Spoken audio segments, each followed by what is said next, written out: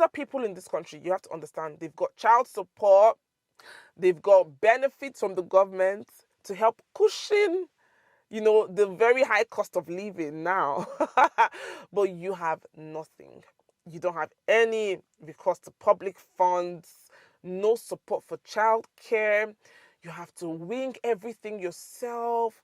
Maybe you're still paying the money that you borrowed from people in Nigeria to sustain yourself, to pay for your visa, because obviously it's a lot of money.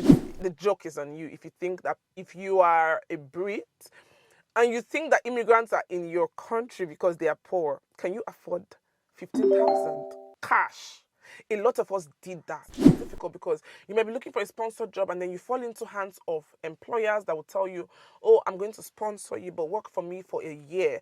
It has happened to so many people that I know. After a year, they will fire you and you don't have much time again on your visa. So it's a struggle. Forget the pictures and the blue skies and the green, grasses. Behind all of those, behind the coat, the winter coat and the serere that you think you're seeing, there is a lot. I regret moving here. Why did I move here? I'm going through a lot. It's tough. Nigerians in the UK, immigrants, you guys like doing care jobs, go and do office work. It's not because they really like it. Knock, knock, knock, knock, knock. Is anybody still here on this channel? Oh my God, I am here again and I am so happy. I know that I have left this channel for a while. I think since December of 2024. I mean, last month I filmed the video, but I wasn't sure yet. And even to be honest, till now, I'm not so sure if I want to come back yet or not. But I am excited to on my camera and talk to you guys. I'm going to be talking about the silent tears or the silent struggles that new immigrants face in the UK. I really feel in my heart to talk to people about this. I hope you guys get this video because when you leave your channel leaves you and everybody really just moves on. So I hope somebody sees this video.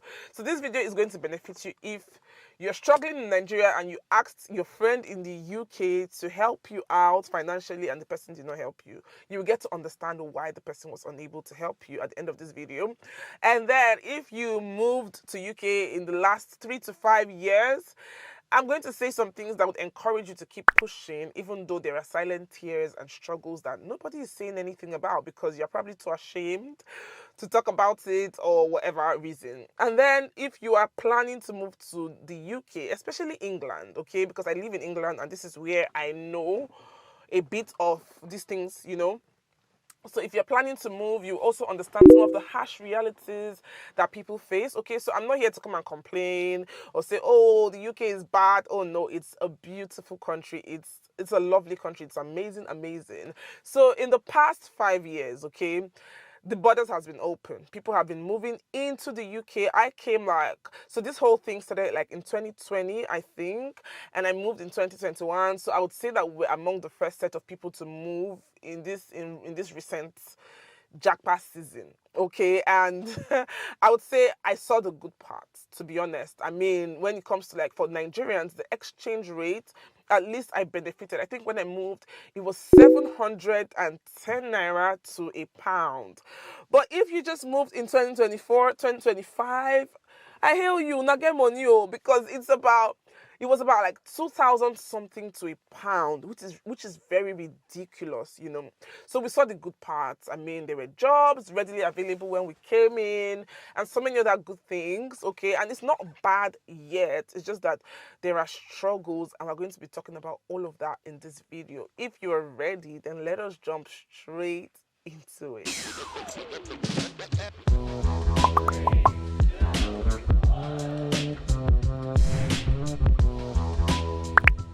Like I said, I'm not here to condemn the UK or say the UK is bad because it is not, but I'm here to just share a bit of what it is like moving from your home country. I am saying Nigeria and the UK because I am Nigerian and I live in England at the moment, innit? So I know people have moved from Nigeria to Canada, Nigeria to the US, Australia, New Zealand.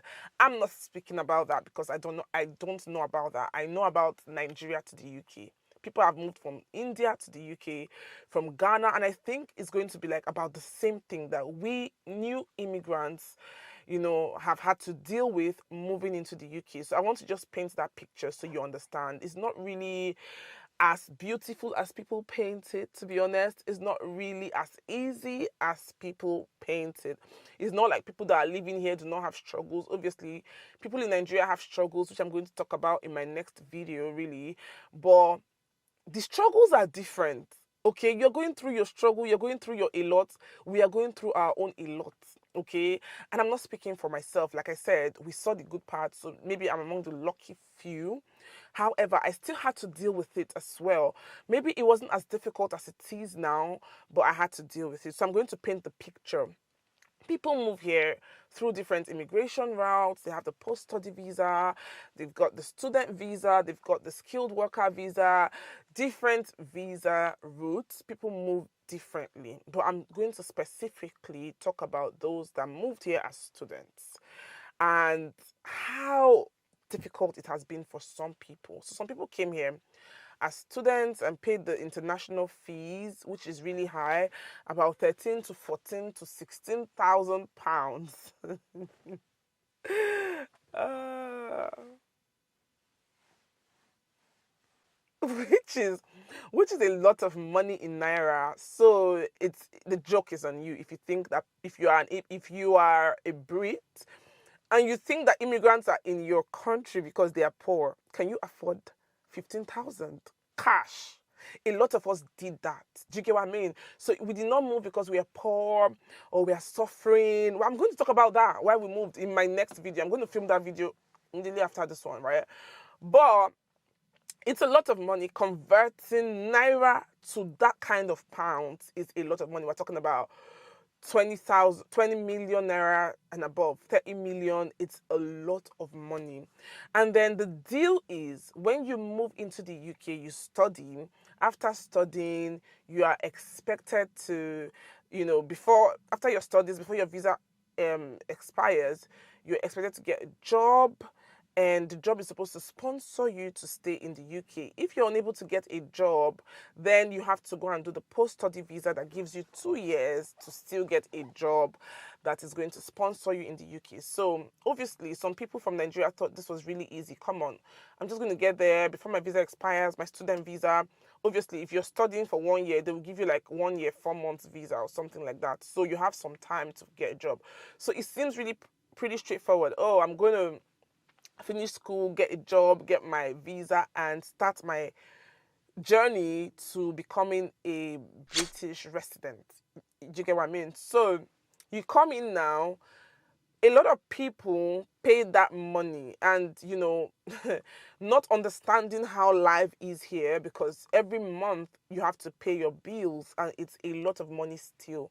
And then coming in after paying that kind of money, some people borrowed money because it's a lot. So you cannot really, some people did not have everything at once. So some people borrowed money, came in here, and they didn't get a job immediately, and they have to pay their rent every single month in thousands of pounds, pay their bills, feed themselves, clothe themselves, and so much more, right? And in the midst of this, as you're arriving, people in Nigeria just think, oh my God, that family, they are rich. I'm going through a lot. Let me speak to this person to support me. So in the midst of this, you're still supporting your family and friends back home that might have challenges, okay? Because of course, you just moved to the UK. Come on, you're earning in pounds. People do not understand that, oh, you don't have a job yet. They don't understand. Their own is that you're in the UK and you're doing well, right? And then after all of these drama, unfortunately, some people were unable to get a job that offered them visa sponsorships. So they had to do like 2 years post-study visa. And trust me, it's not free. It's a lot of money, because aside the heavy visa fee, you're going to also pay for your health insurance. So if you have 3 kids, you have 4 kids, that is a lot of money, thousands and thousands of pounds. If you have 1 child, so husband, wife, and 1 child, is about almost 10,000 pounds, to be honest. For visa fee and healthcare, it's like 9,900. Let me just say 10,000 pounds for 1 child. So if you've got like 2 kids, 3 kids, remember, you just spent 15,000 pounds paying your school fees. You've not gotten a job to even help you make that money back. You've not gotten a proper job. You're just patching and trying to settle in. It is rough. settling in, new environment, no support system, no family. You know, people that live here, people that were born here, and people that grew up here, you will hear them say, oh, my child is with her grandma. Oh, my child is with her grandpa. My child is with my brother. But you do not have any brother, grandma, grandpa. You cannot even afford childcare because childcare is expensive. When they say childcare is expensive, it means that if I'm going to use a, childminder, I'm going to be working to pay the childminder everything that I am earning. So it's not worth it whatsoever. If you have to take your child to nursery, you're paying like £70 a day for that child, for that one. And you might have two, you might have three. So it is rough. It is rough. There's a catch though, and I'll talk about that. But I'm just trying to paint the picture for you to understand what immigrants go through, right? Now, other people in this country, you have to understand, they've got child support, they've got benefits from the government to help cushion, the very high cost of living now. But you have nothing. You don't have any recourse to public funds, no support for childcare. You have to wing everything yourself. Maybe you're still paying the money that you borrowed from people in Nigeria to sustain yourself, to pay for your visa, because obviously it's a lot of money and you just finished paying for your school fees. So you're paying back loan, you are not working. Maybe your wife has just given birth and she's not working because she's on maternity leave, she's not earning enough. It gets really, really, really rough. And in all of these, what are you doing? You're looking for a job that is going to sponsor you in this country, because if you do not get a job that will sponsor you, yourself and your family will have to leave the UK and go back to Nigeria. So what does that mean? It means that all the money that you have spent, of course, now you have a degree, but we understand that it's very difficult to get a very good job back home at the moment. So that degree is almost like a waste, because when you go back home, you're not sure you're going to get a good job. You've wasted money, you've paid for bills and you've paid taxes, and you have nothing left for yourself. So you have to pack yourself. Some people actually sold some of their properties to come here. They don't even have anything to go back to, right? Because they did not know it was going to get this tough. It really gets tough, right? So if you don't meet up in terms of getting a job that would sponsor you and your family, then you have to return back. So now, let's move to why people do care jobs. Apart from the fact that care jobs are the most readily available jobs in this country when you move in, the thing about it is that if you get a care job or a job in the care industry to sponsor you and your family, it means that you guys are not going to pay that heavy health care money. That heavy health care money that I said, husband, wife, and one child, is about £10,000 now. So if you get a job in healthcare, you escape that huge money. So when you say, Nigerians in the UK, immigrants, you guys like doing care jobs, go and do office work, it's not because they really like it. Okay, it's not because they really like it, but they just have to do what they have to do, to be honest. So you have a master's degree in cybersecurity. You can be you can be somewhere in your career. You can be an accountant, but no, you're stuck doing a care job because you have to keep your family here, and it's hard. Okay, it's hard to be a carer. It's hard. So in the midst of this, you're asking your friend in the UK to support you. This person is going through her own a lot, or his own a lot. And the person has family and cousins and nieces to support, and other friends too. So when it doesn't get to you, please understand it's a lot. As much as I'm trying to paint this picture, you might not understand what it is like. So within the 2 years now, you might not end up getting a healthcare visa. You might end up getting a skilled worker visa, which means that you and your family might have to pay about £18,000 again for your healthcare and your visa fee to remain in the UK. So it now seems like, oh, I regret moving here. Why did I move here? I'm going through a lot. It's tough. But I want you to know that everybody that has moved here at some point, they have their own immigration story. It gets better. Take it from me, it gets better. It really gets better. What makes the UK tough is the fact that settling into the system, getting yourself a visa with your family, it's almost impossible. Some people are lucky. They just get it. Pum. Some people, the university that they went to, would maybe they graduated properly, they would just sponsor them and their family, give them a job. But that was then. That doesn't even happen now again. Do you understand what I mean? So it's difficult because you might be looking for a sponsored job and then you fall into hands of employers that will tell you, oh, I'm going to sponsor you, but work for me for a year. It has happened to so many people that I know. After a year, they will fire you and you don't have much time again on your visa. So it's a struggle. Forget the pictures and the blue skies and the green, grasses. Behind all of those, behind the coat, the winter coat and the scenery that you think you're seeing, there is a lot. But it gets better.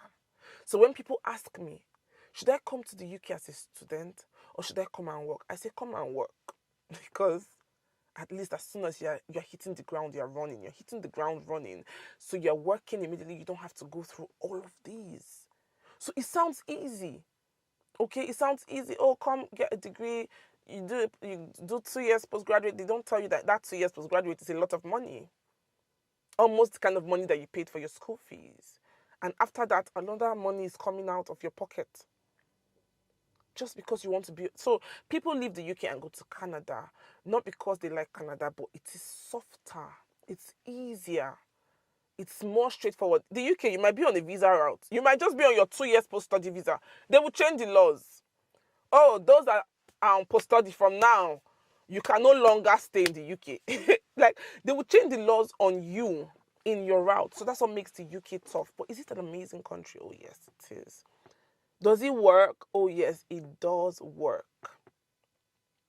But these are silent struggles that immigrants cannot share with people back home because people will not understand. They will say you're complaining. Obviously, on social media, sometimes when people start to talk and lament, and you see comments, come back, let me go, come back, why are you still there? Come back. You guys like complaining. They're not just complaining, they're trying to let out something heavy. A very heavy burden, because if you don't have money, if you're out of job, it might take you 4 to 5 months to get a new job now, and you have to pay your bills. Your phone bill is waiting for you every month. Your rent is waiting for you every month. Your water bill is waiting. Your council tax is waiting.